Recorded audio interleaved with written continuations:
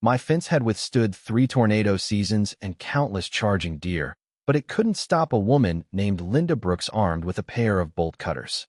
At 3 a.m., she broke through my gate, claiming it was part of a community access route for Maplewood Heights HOA residents. What she didn't know was that by cutting that fence, she wasn't just crossing into my yard. She was setting off a chain of events that would dismantle her entire HOA empire within 72 hours. My name is Ethan Walker, a licensed land surveyor with 15 years of experience solving property disputes across Fairfield County, Illinois. What made Linda's act of midnight vandalism so incredibly foolish was that she chose to fight the one guy in the neighborhood who could read survey maps like sheet. Thomas Walker, an old-school surveyor who trusted paperwork more than promises. He built this colonial-style home himself and fenced the property with meticulous precision. That 6-foot steel fence was more than metal. It was the line between order and chaos. Linda Brooks became president of the Maplewood Heights Homeowners Association 3 years ago. Once a real estate attorney, she'd lost her license in 2018 for misrepresentation of property boundaries. In plain terms, lying for profit. Now she had reinvented herself as a suburban monarch, ruling her HOA kingdom through complaint letters and petty power plays. But that night, when Linda and 2 hired contractors tore through my fence, she didn't just damage private property. She left behind a legal trail that would crush her. The evidence. By sunrise, my once pristine yard looked like a construction site. Muddy tire tracks carved through my grandfather's rose garden, and a letter on HOA stationery sat on my porch. Emergency access route established. Fence removal per Board Resolution 2024-22. Any interference will result in legal action. The arrogance was breathtaking. My security cameras caught feet of fence, measuring the property line with professional GPS tools, and hauling away the pieces like thieves with a work permit. But unlike most homeowners, I had something Linda didn't. HOA had tried the same stunt with him. They failed then, too. Within hours, I compiled everything. Photos of the damage, GPS coordinates, and copies of every relevant legal document. It wasn't anger driving me. It was precision. I knew exactly where this would end. The paper trail. At the Fairfield County Recorder's Office, I pulled the 1963 deed and survey. The boundary lines matched my existing fence exactly. There were no easements, no access rights, and certainly no emergency route. The HOA charter wasn't even filed until 1996, 33 years after my family's ownership had been established. In short, I owned it, fair and square. And buried in my grandfather's files, I found a letter from that original 1996 dispute, when the HOA had requested access. And I am prepared to pursue both. He even copied the sheriff's office. But the real smoking gun was an old cassette labeled HOA Meeting, October 1996. With the help of my neighbor Robert Jenkins, who still had a boombox, we played it back. It captured the HOA president at the time saying, "Look, Walker, we know you technically own that land, but can't you just be reasonable?" Manipulation. At 2:47 p.m., she sent an email to all Maplewood Heights residents accusing me of obstructing emergency services and violating community safety standards. Within 2 hours, that night, I was served with a cease and desist letter from Jameson and Reed LLP, Linda's chosen law firm. It threatened $50,000 in damages if I didn't remove my unauthorized fencing. 100 residents filled the community center, the biggest turnout in neighborhood history. I sat quietly in the third row, laptop in hand, while Linda strutted to the podium in her navy blazer and pearls. She opened with a PowerPoint titled "Protecting Our Neighborhood, Emergency Access for All." Her slides showed a map of my property, highlighted in red and labeled Blocked Access Route.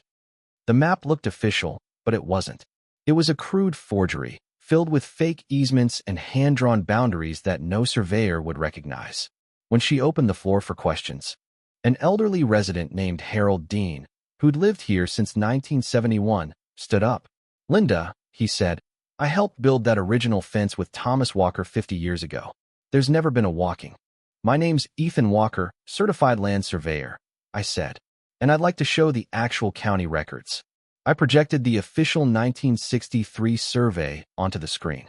The difference was immediate. clean, stamped, precise.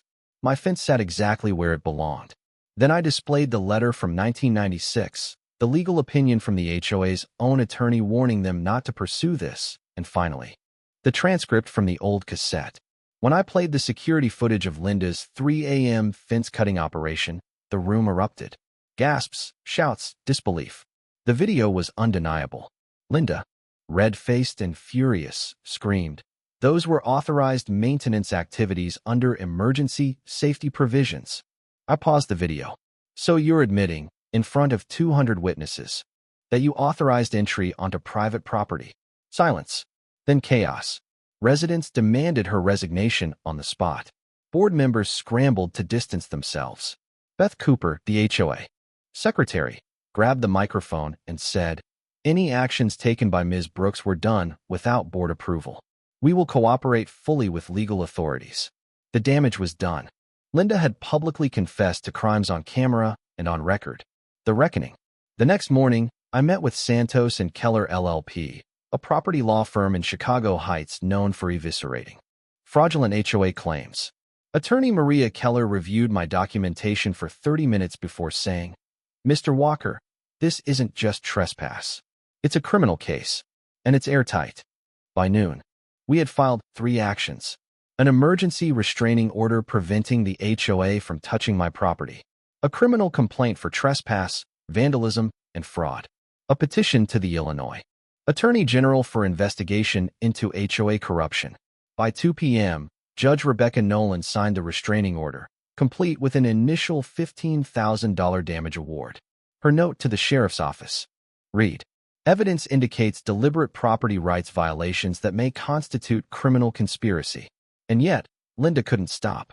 At 4:30 that same afternoon, my cameras caught her back on my property with the same crew, this time wielding industrial equipment. Within an hour, Deputy Michael Ramirez arrived, arrested her on the spot, and charged her with criminal trespass, property destruction, contempt of court, and fraud. Her exact words to the deputy, caught on camera. "No court can override my authority to protect the community." It was, legally speaking. The Attorney General's office froze the HOA's assets and launched a full investigation into fraudulent governance across multiple counties. 6 months later, Linda Brooks stood trial.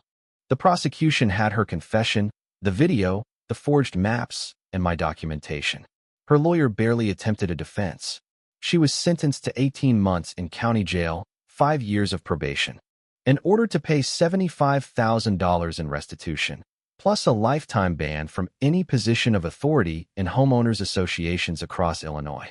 The Maplewood Heights HOA dissolved soon after, paying a total of $230,000 in damages and distributing the remaining funds among the residents she'd bullied. The legacy. A year later, the Illinois legislature passed the Homeowner Protection Act. Garden.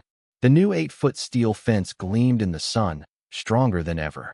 Children played where Linda once claimed community access, and neighbors toasted to peace, finally free from the tyranny of overreach.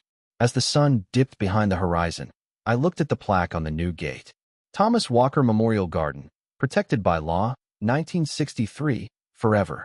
My grandfather always believed